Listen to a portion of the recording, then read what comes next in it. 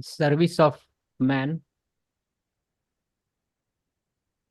speech delivered at Gayatri, Sri Ramnagar, Madras 18 on 10th January 1968. It is well known that Raj Yoga is the method followed by this system of Sri Ramchandra, but it is a Raj Yoga that has been taken away from the hands of monkery, I mean from monks and other people who have renounced the world and are thought to make yoga their special way of attainment of the ultimate. I think that this system radically tries to snatch away the initiative that has been taken on this subject and on this method by the monks, those as ascet- ascetic world renouncers, aesthetic ascetic, ascetic world renouncers. Aesthetic बोले तो जो छोड़ देने वाला, Hmm, renounces the world. right.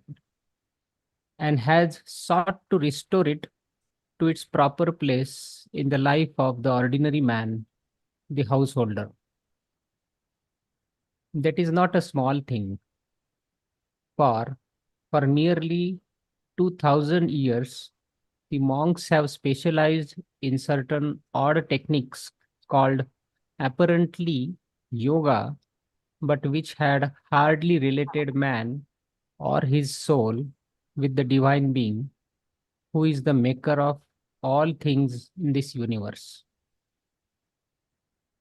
The renunciation of life and its values might have sounded very necessary to people accustomed and habituated to that way of thinking, but it has been discovered by some of the finest minds of the Vedic period and of late that the way of life taught by the monks or the world renouncers is thoroughly wrong. Firstly, because it denies that the divine has any sense in creating the world. It denies that the divine being or God or the original reality is fully and perfectly aware of what it is doing. It condemns God to be the creator of the world illusion. It says that life is fraught with all sorts of miseries and therefore life itself has to be renounced.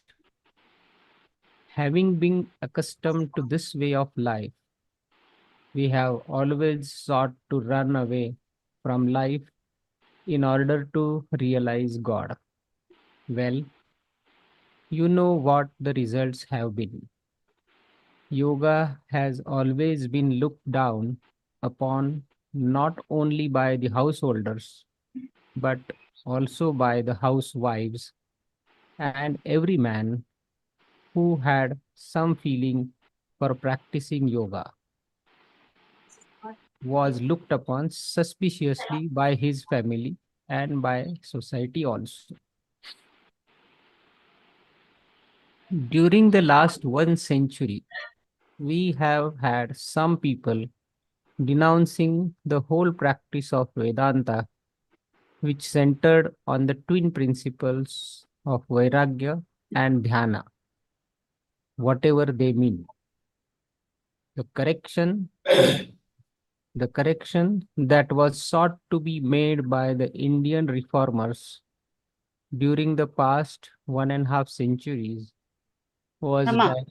directed towards an attack on the Vedanta, which counseled renunciation of life and its values. Undoubtedly, there has been a strong movement which sought to defend Vedanta and the way of renunciation. We have, therefore, had quite a number of institutions, philosophical treatises, eloquent and powerful speeches trying to defend an absolutely unconvincing Vedantic way of life. I mean that Vedanta, which tried to promulgate that doctrine of world illusion and sought to attain moksha or freedom by the renunciation of all world values. Now, Questions so far? I mean, anybody wants to, any clarity so far? Any doubts or anything? Promulgate is Important. propagate, right? Huh? Promulgate, which tried to promulgate, that is a propagation or something else? No, the Vedanta, which is talking, which says that the world is an illusion, Dr. KCV is attacking that idea actually. And they said that you have to renounce and become a monk and become a sannyasi, where saffron colored robes pen ke jungle mein chale jao and go to mountains and then keep meditating, renounce family, world and all together, which believes that the world is an illusion. That idea, he is trying to say that that is wrong. The actually thing is your belief that you will get happiness in this world by pursuing material pleasures. Uh, that is an illusion. But people who did yoga and then they realized divinity in themselves, they lived a normal life like Babuji and Lalaji. They all lived a normal life and then they enjoyed life. They were laughing and all. If you listen to his talks, Babuji, he's laughing and happy always. So, Vedanta, which talks about this world is an illusion, uh, is uh, uh, is wrong. That's what Dr. KCV is trying to point out. Yeah. Okay. okay. Now,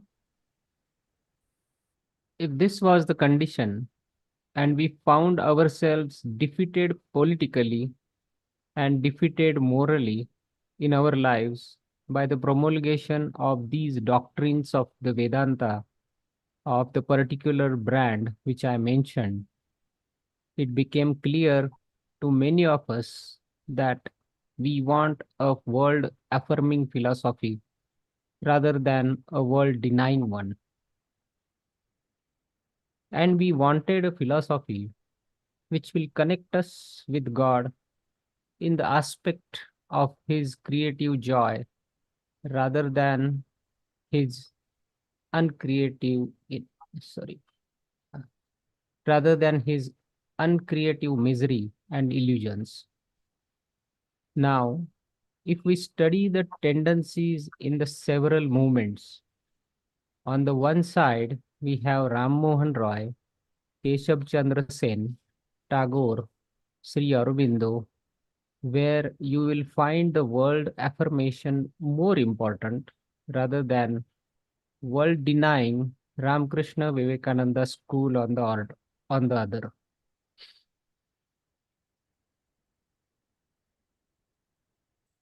I I don't know who was Keshav Chandra Sen. I don't remember. They're all social reformers Okay, during the huh, independence time. correct. Today, in a world where our world values have to be sublimated and divinized, it becomes clear to us that we must try a way which will put us into direct contact with the ultimate reality.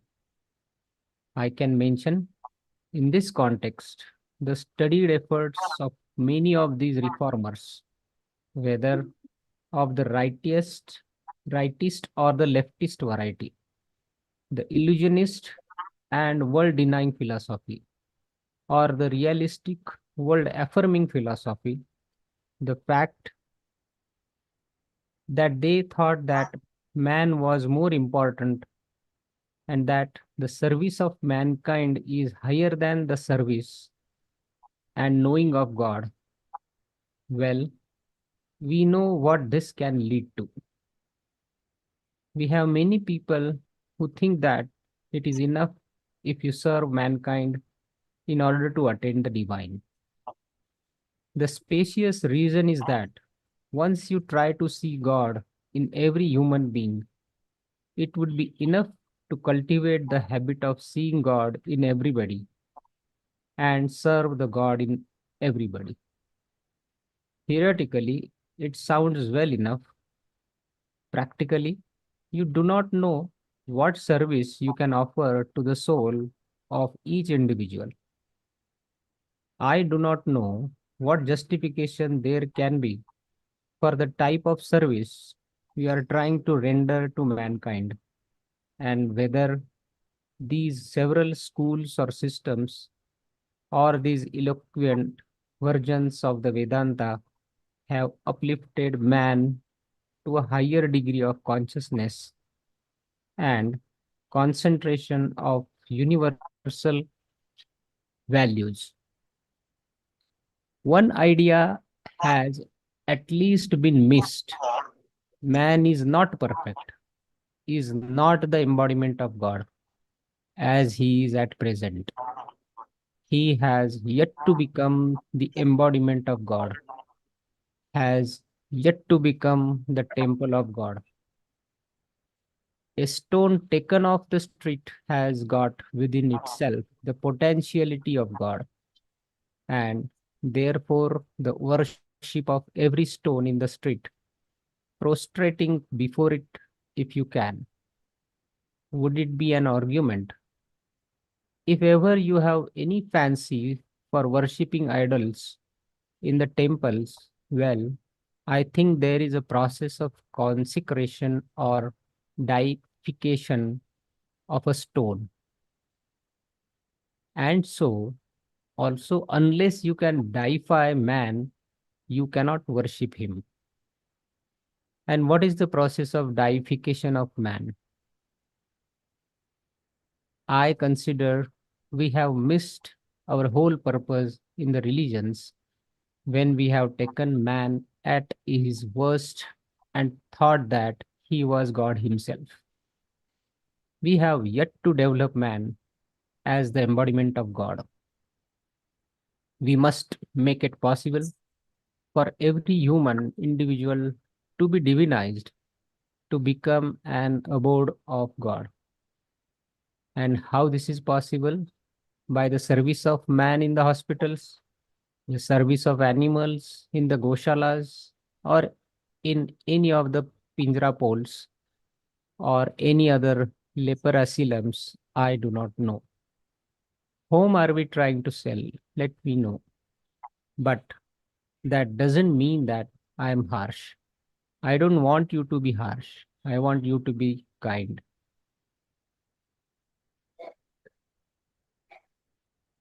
This is deification means basically Deification, deity है deification. ना, deity बोल तो The भगवान है, प्राण प्रतिष्ठा. deity. Is it हाँ like हाँ. So इंसान में, like when we are meditating, the God is present in our heart, but that is obscured by our impure mind actually. And by practice, by transmission, and by prayers, you can allow the divine flame to, become stronger, then the impurities like fear, anxiety, all these prejudices will go away and he becomes deified. That means he becomes divinized. The idea is बाबूजी का system में divinization of man, ना हर एक आदमी भगवान के जैसा बनना चाहिए, वो बनाने का है तो then if you serve that kind of person, that's the case he's trying to develop. You should first deify a man, make him divinized. That is real service, he claims. That is the case he's building it up.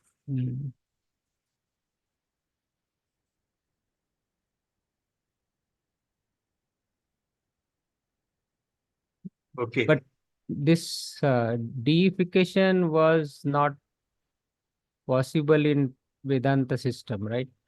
No, it is possible. Correct Vedanta, not Okay. the type of Vedanta is telling, Uh-huh. So many people under the standard Viveka, Vairagya, Shat Sampatti, and Mumukshatva. Jnana Yoga is totally Vedanta, no? But the wrong kind of Vedanta, where you are telling that the world itself is illusion. Whereas the truth is, world is a manifestation of God. God itself is Shintre, and is all the people, plants, animals, all the immaterial objects also are a reflection of God actually. So you're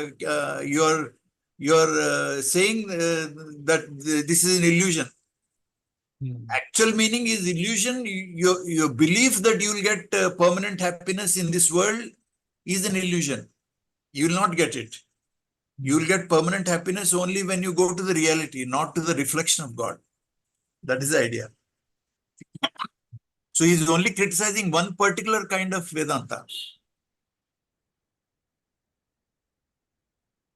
Okay. I'll continue. Everybody must be taken on the higher way. And the force that can be given to every person or every bit of the universe is to make it divine.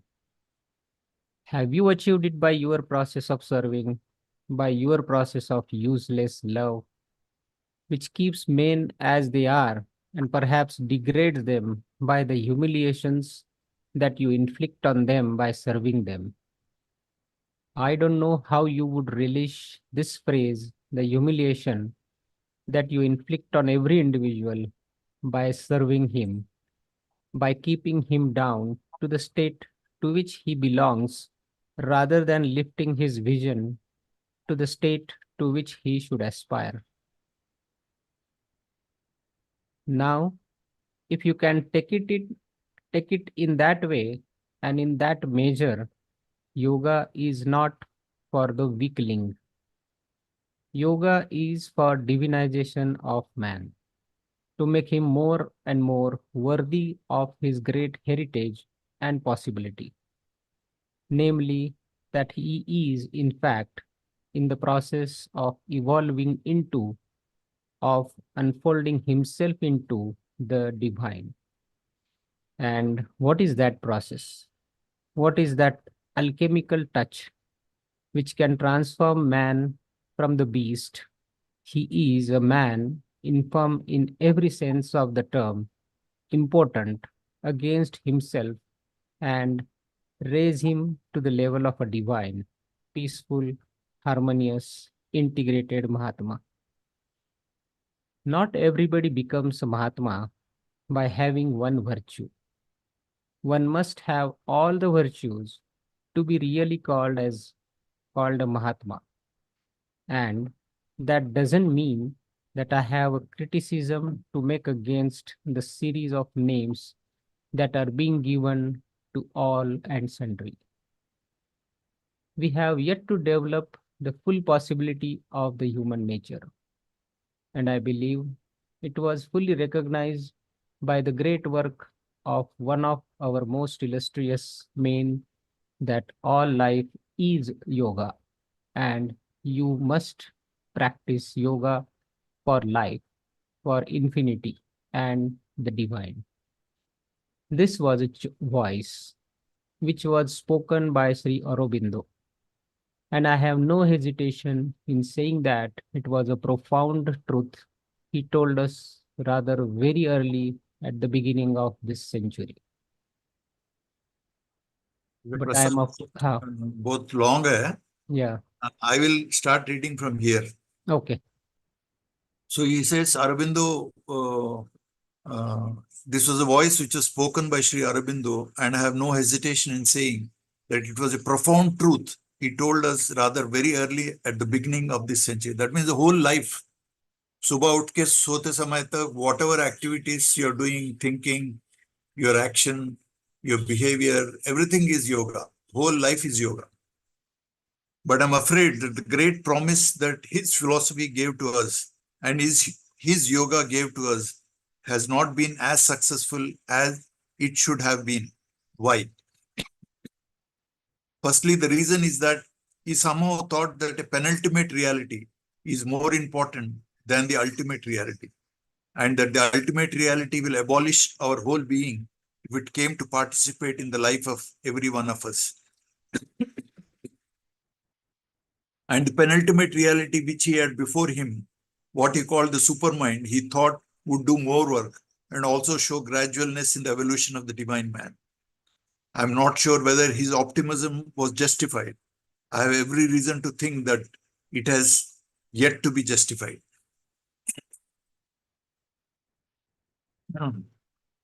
In the meantime, the great founder of Sri Ramchandra Mission, who is seated by my side, has shown that really the ultimate reality is the only force that can lead us to the ultimate reality of our being. Any penultimate reality will give only a penultimate result, an imperfection, which would have scored us out of reality. And it could not have transformed us as we would have wished it to, as the great Vedic seers wished it to. Despite the appeals to Veda, I have my hunch that the ultimate truth of that reality was not fully grasped by that great seer. And so my search, I should now add my personal note, led me to the feet of this great personality who promised that we shall start with yoga, but with a yoga that is more dynamic in its nature, more perfect in its possibility, more simple in its practice, and certainly more profoundly elevating than any other. And that is why he asked, what is the index of a consciousness that has met the divine? And I can honestly tell you, the first index is the calm that settles on you, the silent mind. The silent mind is said to be the most difficult thing to attain. Well, it was felt in the experience of most of us. Even the first initiate on the first day might feel that the first is the silent mind. And then a deepening, a widening, and certainly more illuminating mind begins to operate. It is no longer with the human mind with all its dialectical contradictions that we are dealing.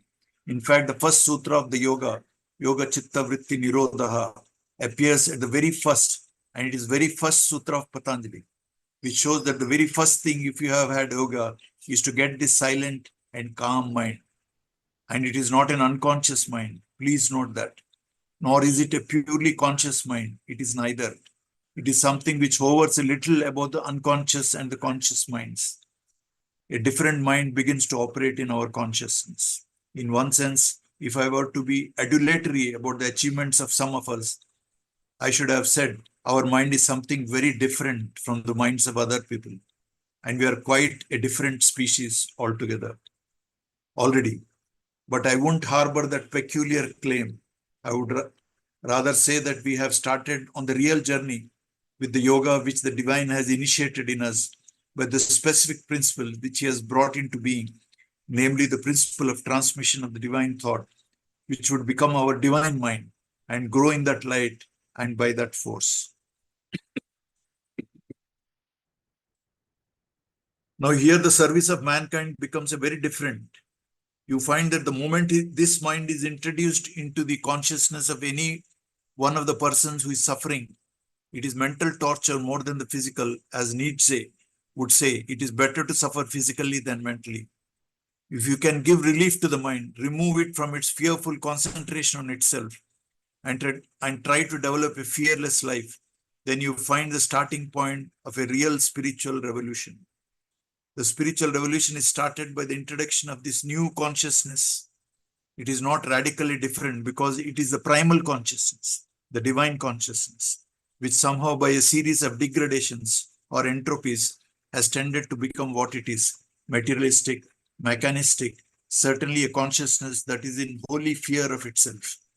Why does a man become unconscious? Have you asked that question? Why is he afraid of remaining conscious? No wonder a large number of people have dopes, night pills, and so on, just to become unconscious because they're afraid of their consciousness. Have you ever seen this as the type of man whom these people want to cultivate in this world as the perpetual humanity which we shall have to serve? That is not the humanity that we would like to have. I have a greater ideal of humanity. I feel that man is something that is essentially capable of becoming divine. I really hold that everybody can become a temple of God. I would not say temple because I hate the mechanistic concept of life. I would say he becomes the body of God, living and moving and having his breath and being in God. A temple is too mechanistic a conception for me, even just like an icon or idol. I would like it to be something more dynamic, more creative, of happiness everywhere, harmony everywhere. I would like to be, I would like to feel life everywhere. And if necessary, I would like to see even the stones dance with life of a higher order, which they can and do in the hands of a real artist. By what force can that be done except by the divine force? And they have stated that to bring down the divine force, all the Bhagirathas, Prayatna must be necessary. All of you have heard that story, I am sure, of Bhagirath getting the heavenly Ganges after a large number of years of tapas and penance and all that. In Kali, they said that the very name of God is enough to make you realize freedom. I think there is some truth in the second statement.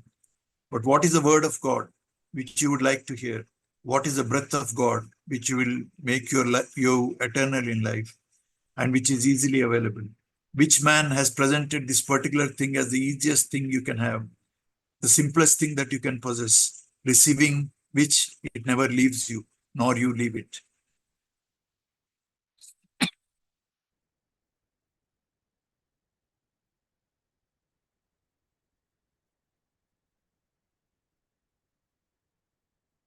I consider that it is to the merit and supreme glory of Sri Ramchandraji that he has been able to give to us in a simple, direct, unostentatious manner something of that light or lightness which goes with divinity. And in the hearts of everyone, there comes a new joy, a new delight. This I have experienced, and I have shared with some of the many very good people who are sincere about it. And they know that this is not merely a claim I make, but a reality which they can also feel if they wish it. Now, this simplicity with which the divine comes to us shows that ultimately the reality is simple. Philosophers make it a muddle. Ekam sat vipra bahuda vadanti. The vipras, you know, are philosophers, very learned people whose dictionaries are full of multiple names for the same thing. So much so that transactions are egregiously mistaken. So this is how people have been very pompously learned without the simplicity that comes from the heart and flows into reality. Who is the greatest illusion maker in this world except a man who dabbles with words?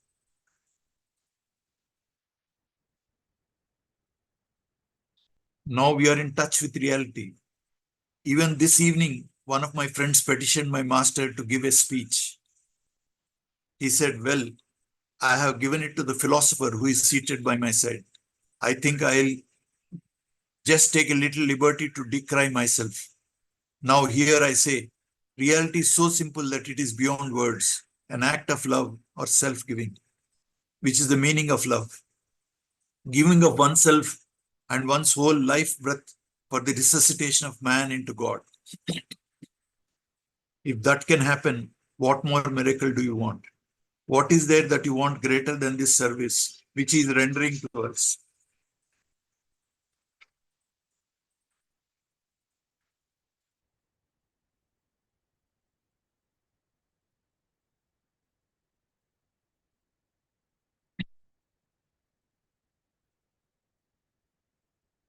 What is there that you want greater than this service, which is rendering to us?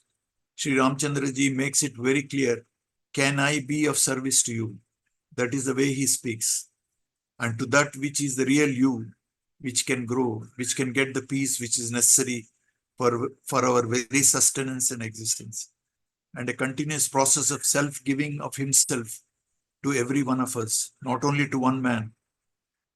It cannot be said that I am the only chosen man of my master. Everyone is chosen in this world who has chosen him. There is no partiality. There is no hierarchy except one. Namely, as is the intensity of your aspiration, so is the amount of or the quantum of his help given to you.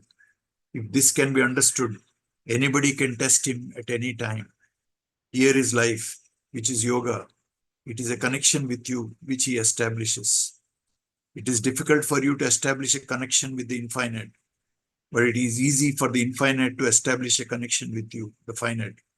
That is why he says, yoga begins not with you, but with God. Who loves you? Not you, but he who loves you. Anbe Shivam, they said. Well, I don't know what they meant, but this is what I mean. That love that purifies you, that sanctifies you, that divinizes you, that looks after you morning, noon, and night, as the breath of your breath, as the life of your life. That is what I feel to be the real yoga, real union, a permanent realization of his presence in you, about you, around you, sustaining your very life. I feel that this is the most important contribution that this great personality has made to us and is doing to us. I have no doubt that he has been so simple. No one can say that he cannot be met. He is not cloistered in any room. He does not want to speak much because he wants to do all. Men who speak much hardly do anything at all. And I don't know why he practices it to perfection. But anyway, if you meet him, not at a public meeting, but privately, you will find him quite as loquacious as anybody else. So the service of humanity with which I started embraces the largest amount of help that we can render to man to get out of his misery, the present misery of his mental conflicts and complexes, and the future misery of a bad destiny. You know, in this country, we all believe that rebirth is one of the worst things that can happen to us, not because it is bad, but because we do not know what will come next. And that is the reason why we are afraid of rebirth. But there are many people amongst us who are so cocksure about their next life that they do all wrong things now, hoping for the best. I do not know. I do not want you to take either course. I believe we have a future. I won't say future birth. If there is a rebirth, it need not be in this particular condition again. It may be possible for us to go beyond and not come back to this earth consciousness and move towards the divinity as he is in himself. For all that we get in the yoga today is the divinity as he is for us here. And that should give us a large amount of aspiration to find out what he is in himself. That curiosity should come to us. Yes, he has come to us. He's so kind, so gracious, so much of everything. He gives us peace of mind. He has put us into contact with the universal consciousness or universal unconsciousness. It doesn't matter which.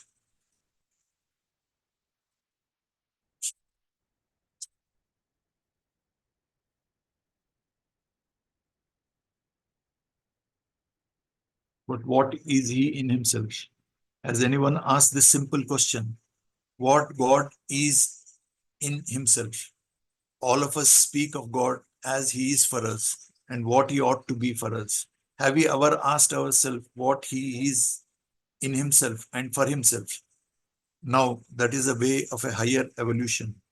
When you leave this body, or even when you are in this body, if this curiosity or an aspiration to know God as he is in himself comes to us, we find that we are led up to a higher and higher consciousness till finally we reach the ultimate, the divine as he is in himself, and not as he is for the last term in evolution, namely ourselves. I think this is an important point when we are meditating. If we have this conception, uh, then our then our mind gets regulated very quickly because you're opening yourself to unlimited possibilities. Actually, if you have some concepts, they're limiting God, and then our mind is also limited. It will not become infinite. So if you have this idea when you say divine light without gymnosty, you should also have this inquisitiveness or an aspiration to know God as is in himself. Not what you conceive that it is calmness or it is bliss or happiness or freedom from pain or misery. All those are certain concepts which you have, but leave off all concepts and try to know as he is in himself. I think this is a very practical point for all of us to ponder and then bring it into practice in our day-to-day meditation. Now, at that point, as Sri Ramchandraji puts it very clearly, you need not come back to this earth once you have taken the human life and gone beyond. There are many speculations whether man will be born as an animal when he dies, or can he be born as an animal, and it all depends upon the aspirations and love that man has for animals or others. If a man loved his animal, when he then he may be born as an animal. And the stories of Jada Bharata in our own scriptures. So we are asked not to have too many pets about us and to devote our whole time for the upbreeding of those things. They are good, no doubt, some of them. They may be some of the human beings who have taken that birth and be domesticated with us, but that is not an ideal which you should have before you.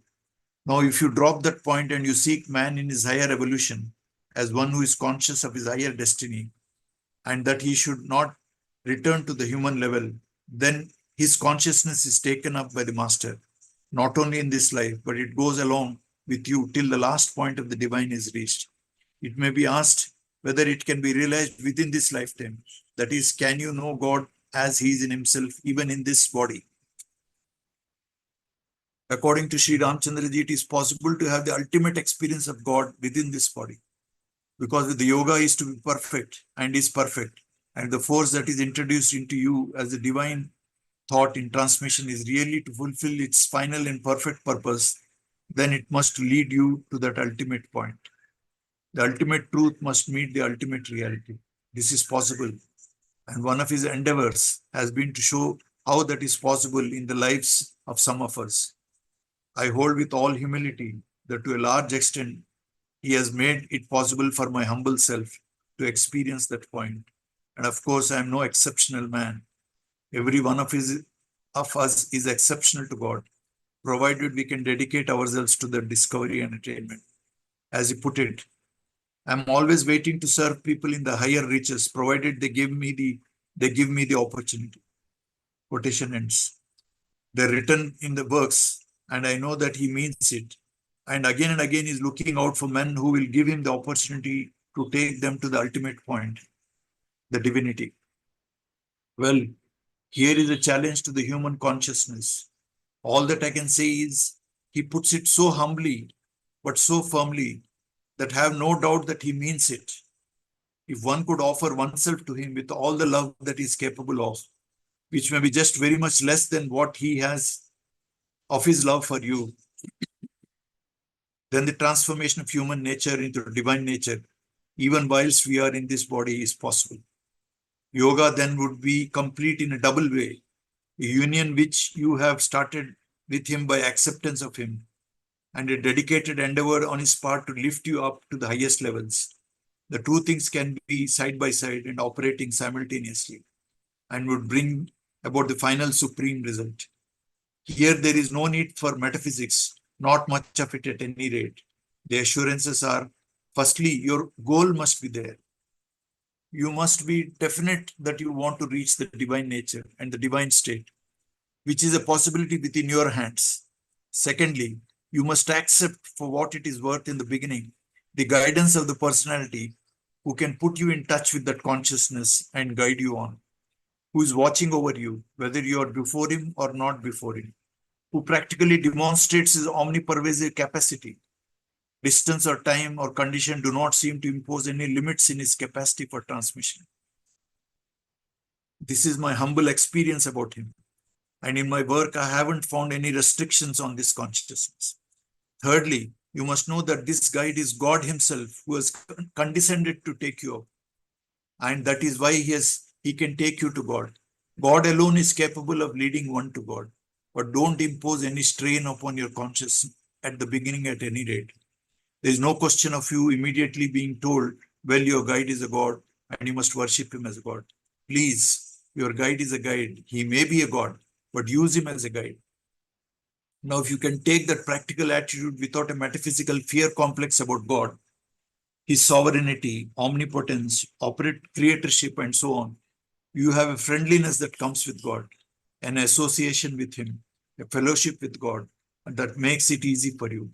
There is no imposition of any doctrine on you or dogma. There is only one demand. Do you desire the ultimate? Do you wish to get rid of your tensions? Would you like to evolve into a greater and higher life? Are you willing for the adventure and experience into infinity? If you can answer them in the affirmative, it is more easy for you to attain the ultimate. Here, there is no need for us to criticize others, for all of them are in one sense included within us. But there are obviously features in our practical life or in our traditions or our habits and modes of thinking that prevent us from accepting simplicity. We think the simple cannot be true. We think that which is had cheaply cannot be worthwhile. My master is anxious that he should be both simple and cheap, in this sense that anybody can come to him. No demands are made on him.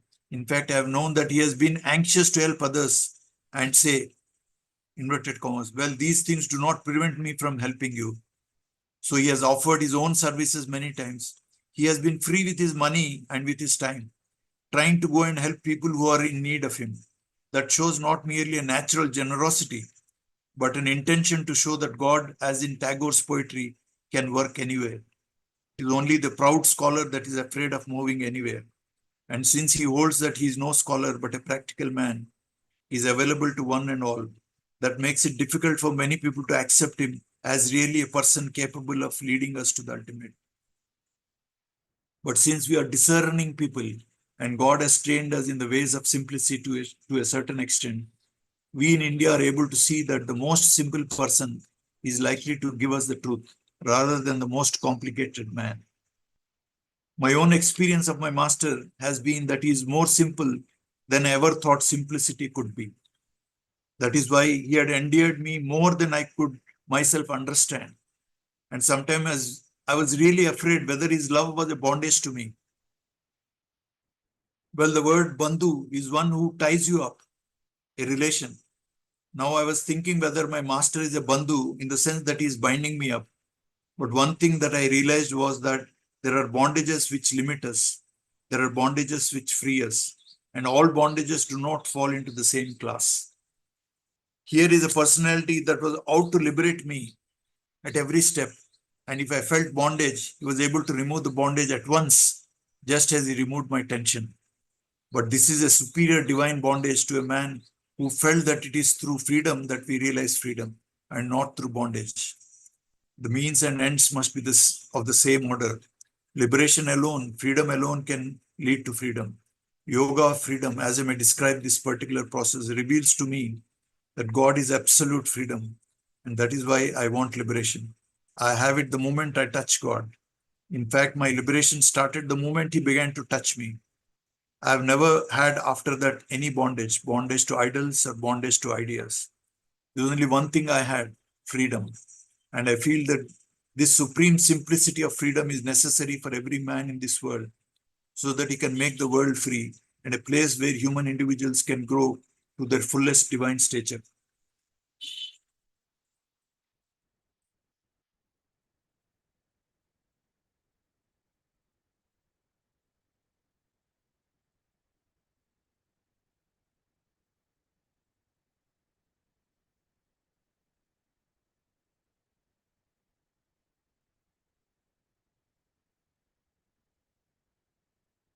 We need this peace message of a peaceful, integral transformation of human nature in terms of freedom. At first realized in oneself, afterwards in the life of the community itself, for which we lay at the very beginning foundation in the quality of our satsang, where we train people and we train them in freedom. So the subtle way which is practiced in this system really gives you meaning to many of the rites which you have locked with you, which have become mechanical. And then we find naturalness developing in us, a divine naturalness. It is true that the highest of man may resemble the divine, but we do not merely say that the highest of man will resemble the divine. He can become divine. The transition to divinity is something natural to us, and we consider that it is naturalness that comes from above rather than enforced from below. That is why I feel this marga, which is called Sahaj Marg, appears to me divinely natural. So natural that is imperceptible also by us. And here there are no impositions from without, and sometimes not even impositions from the master. There are, of course, in this system, some don'ts and do's called the 10 commandments. But if you look at them carefully, they are merely a statement of what naturally we do when we accept this divine way of life. It is not necessary for you to have the commandments before you. It happens naturally and gradually in your life. The acceptance of God in everything that you do becomes so natural because the consciousness that you have been introduced into you begins to work naturally in you. in the very blood of your being, where it is introduced into the heart. So you will see that this methodology, which has been given to us, is firstly simple, secondly natural, thirdly transforming, and finally divine. All this we owe to this perfection of the technique of yoga, which has been made by the founder of this mission, Sri Ramchandraji Maharaj, under the divine guidance of his own master, Sri Ramchandraji of Fatehgarh, called otherwise Lalaji. So we ought to be grateful to these two personalities for their continued guidance of the yoga, which has been so helpful to so many of us who have had a terrible mental and vital shocks. It is there that we find the pathological approach of this system efficient and almost instantaneous. Even as a mere medical therapy for the mind disease, it has been profoundly transforming and calming in its effect. So, from the actualities or the practice of this system, I can firmly and confidently say that it is a divine future in the lives of men, and the service of man is better done when this service is done for the upliftment of the human soul to the divine nature. Any other type of service may be good. It was well recognized that the highest service that we can do to man is to make him conscious of his divinity or divine possibility. But since it was considered to be very difficult to convey this particular doctrine to others, they thought it is much better to feed the body and then through the body get to the soul. Well, sometimes it happens that it is putting the cart before the horse. I don't say in all cases, but sometimes it happens. To avoid that negative possibility, we take the first stand that we shall serve with the aspiration to serve man, at least those that have been given the capacity to serve by means of the practice of this transmission. These people must make every endeavor that they can to make for the transformation of man into his divine nature. This is a suggestion, of course, to the preceptors of this system. Let them not lose sight of the fundamental work before them, and on the part of the Abhyasis, my earnest wish is that they should cooperate with the preceptors in aspiring for the ultimate service they can get from their preceptors. Well, what would help us in producing a real renaissance? I won't call it revolution, for it has got its own peculiar meanings in the present context. I would say renaissance, or the rehabilitation, or the enthronement of God in the heart of every man and woman and child, I should add. This is a great destiny, and I feel profoundly proud that I am associated with it, with its work, which I shall continue to do for my master.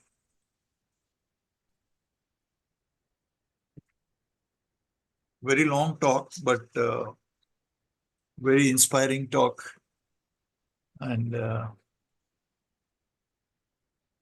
extremely motivational talk. It will keep us, if anybody has developed some complacency, if you read this talk, there will be a course correction and you will firm up again your intention to reach the goal. I think it's a very powerful talk, actually. Yes. Any questions, or anyone wants to Yeah. add? The main idea is you have to have the idea that you want to know God as he is in himself, not what he can do to us, give us peace or simplicity or calmness. It should be what is his real nature? What, what is he made up of? And when you merge in him, what will be the state of mind of yours when your mind becomes one with the divine mind? So if that kind of curiosity is aroused, then meditation becomes extremely interesting and really enjoyable, actually.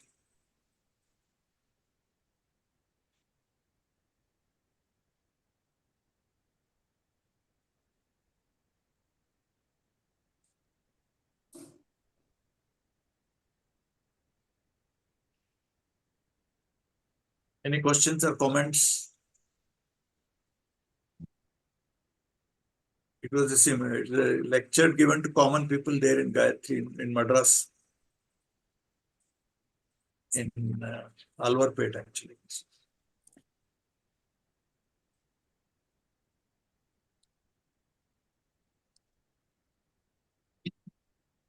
Okay, if nothing is there, we'll meet again next Sunday then.